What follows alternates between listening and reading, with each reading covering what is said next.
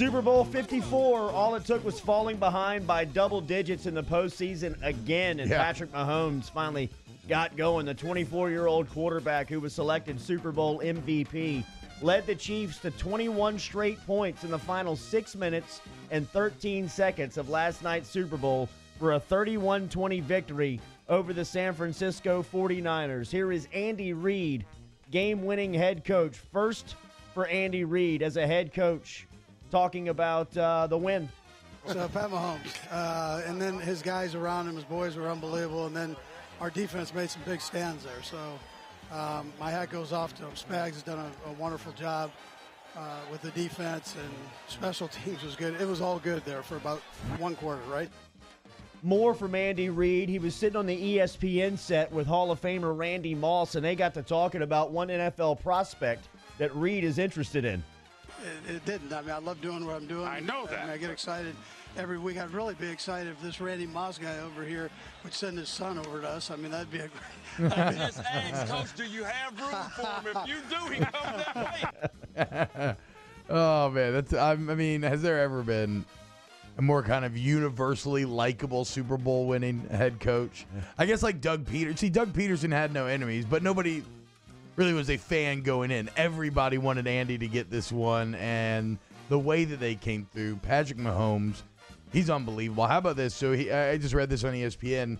Back in 2013, when he would have been 17 years old, he tweeted, I bet it feels amazing to be the quarterback who says, I'm going to Disney World after winning the Super Bowl. Sure enough, 7 years later, he just uttered those words. Mahomes becomes the youngest quarterback to be named Super Bowl MVP, joining Tom Brady as the only ones to do it before turning 25. Mahomes is the third youngest Super Bowl MVP of all time, only trailing Marcus Allen and Lynn Swann in NFL history. He's also the youngest player in NFL history to win a Super Bowl MVP and a league MVP by the time he's 24 years old. He finished the night 26 of 42 for 286 with 3 total touchdowns, 2 of those in the air, 1 on the ground. He also had 2 picks, not his best night. Here he was talking about the overall win for the Chiefs. Yeah, it was about never giving up. I think that was the biggest thing. Coach Reid kept giving us confidence. The guys kept believing, and we took it one play at a time, and we've been in these situations all postseasons, and guys never give up, and we found a way to get the win. NFLSU last night, Tyrann Mathieu representing the Tigers on the field, picks up his first Super Bowl victory in his illustrious career, was talking about the defense and the Chiefs. Well, I feel like we've been the best defense in football probably for the last, 6-7 weeks, and we wasn't playing like that. It really was easy mistakes, man, missed tackles.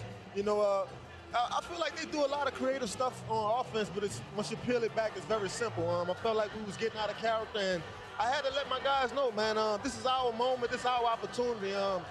This is why they got this defense together, man, and I was so glad that we was able to finish the game defensively. Yeah, so although they weren't as involved, or maybe involved at all as much as Tyrann was last night, there were a couple 2011 guys that also got redemption, got world champion rings. Not just Tyrann Mathieu, but Mo Claiborne and Spencer Ware as well. So shout out to those guys. Mahomes is now 5-0 and trailing by double digits this season. It's the most double-digit comeback wins by any quarterback in a season in NFL history. He led 3 double-digit comebacks in the postseason alone. He's the first quarterback in the NFL to do that. My goodness, what a run for the Chiefs. Mahomes, Andy Reid, and the Super Bowl champs. Here is Mahomes talking one more time last night about delivering that world championship to Andy Reid. Yeah, for sure. I mean, he's one of the greatest coaches of all time, and he didn't even need a Lombardi to be one of those coaches. And just to get him that, there's no excuse now. I mean, when you talk about Coach Reid, you're going to talk about him and the all-time greats. Boot up. The LSU basketball team, ranked number 22 in the country, moved their record to 8-0 in the SEC for the first time since 1981. That 81 team went to the Final Four in Philadelphia. LSU beat Ole Miss 73-63 on Saturday in front of a nice crowd in front of the Marriott Center. 17-4 now the Tigers overall. The day was dedicated to the anniversary of Pistol Pete Maravich breaking the NCAA career scoring record. That was 50 years ago on January 31st. Pistol Pete's wife, Jackie, was there along with her son, Jason, on hand to accept the award. 3 players for LSU finished the day in double figures, led by Javonte Smart. Smart had 21. He was 7 of 12 from the field. He also was 7 of 9 from the free throw line. Trendon Watford and Marlon Taylor each had 13. Taylor had a double-double on the day. Yeah, unfortunately, I did not get to watch Saturday's game. I was out there at Rue Rally, which was an unbelievable time, y'all. Shout out to everyone who came out and made delicious gumbo. But I just love the fact that here, LSU basketball is second game in a row, controlling it wire to wire, big lead, winning by double digits.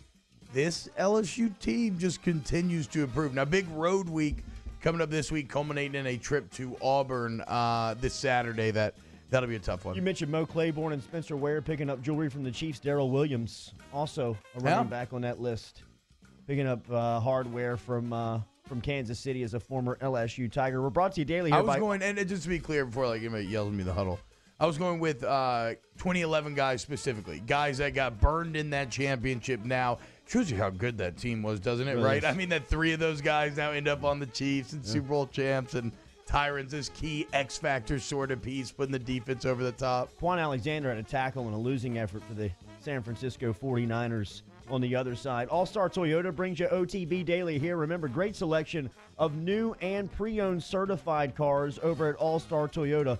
Talk to the general manager, Aaron Piku, over there. Over 90 certified pre-owned vehicles in stock right now that you can shop online if you'd like. All-Star Toyota, BatonRouge.com. I joined the All-Star family going into 2020, man, and it's great. The free service that you get within the first 25,000 miles. I told you I rode 10,000 miles on the Tacoma last week, pulled it into the service department over there. They know you by name, part of the All-Star family. Join the All-Star family today online, All-Star Toyota of BatonRouge.com. LSU football in the news over the weekend. Ed Ogeron has added 2 analysts to his coaching staff, according to multiple reports that came out. The additions include Samford offensive coordinator Russ Callaway and former Youngstown defensive coordinator Donald D'Alessio. Yeah? I don't remember. Yeah. I tried it on Eagle, and I realized that I forgot what we had figured out and planned before the show. In our defense, we tried to do planning on this. Y'all heard us, right? D'Alessio. We were working to this pronunciation pre-show. It's D'Alessio. Is it? Yeah. Callaway's joining LSU. D'Alessio, was that it? D'Alessio. No, I don't know. Let's move on. DiGiacomo? Get the hell out of here. Callaway joins LSU after in the SEC. Cole Kubelik reported it first. As we said, Callaway coming over from Samford over there in Birmingham. D'Alessio comes over from Youngstown State. He's joining the staff with Bo Pelini. They've been working together over there for a while. I'm going with D'Alessio. Yeah. Also, some news over the weekend. Saturday morning the Tigers announced that freshman linebacker Donte Starks has been suspended indefinitely for a violation of team rules. He was arrested on Friday night. Starks, a former 4-star prospect from John Ehret High School, played in 3 games this past season, mostly on special teams, and didn't record a tackle. Friday, Zion Williamson had 24 points in a little less than 29 minutes as the Pelicans beat the Memphis Grizzlies 139-111 Friday night. That was a matchup in the season's NBA's top 2 picks between Ja Morant and Zion Williamson. Then on Sunday, James Harden had 40 points and came an assist shy of a triple-double to lead the Houston Rockets to a 117-109 win over the Pelicans. Zion finished with 21 and 10 for New Orleans, who had their 3-game winning streak snapped. Brandon Ingram had 28 and 12 for the Pelicans. Didn't score in the 4th, though. Bucks are in town on Bucks are in town on Tuesday night. That'll be a TNT matchup at 6:30. Here was Alvin Gentry talking about the latest loss. We didn't execute, and we didn't do what we were supposed to do. And, it being said, Zion can't go 4 minutes without touching the basketball, and that's on me. That's something that I've got to make sure that will never happen again. And so, I take responsibility for that. And if we're not going to get it to them and we're not going to execute, then we got to have different people in the game. And that's on me also. Damn, Alvin, shot across the bow. Get Z damn ball. See, he's almost – it's like an unfair matchup. I mean, I referee junior high basketball, and every now and again you'll run across like an 8th grader that just has this size difference where when he wants the ball in the low post, he can create so much space that he's either going to make the layup or you have to foul him. He's literally too thick, even for these NBA cats. It's like some of the biggest people on the entire planet. Zion just pushes him around like nobody. Look, I'm not even worried about the loss yesterday. I'm not worried about playoffs. Like, we'll talk more during weekend winners. But the Pelicans' young core, like the potential of this team, feels so high right now. And how about this? You got an all-star in the Anthony Davis trade. That is wild. With Brandon Ingram making the all-star game, not only did you get all those first-round picks, not only did you get, like, Lonzo Ball looks so damn good. Josh Hart's a really solid piece. But now you have an actual all-star as well. I mean, let's just look. Brandon Ingram this year, he's averaging 25 points, 6.5 boards, 4 assists per game. AD, 26 points, 9 boards, 3 assists per game. I mean, come on. I'll take it.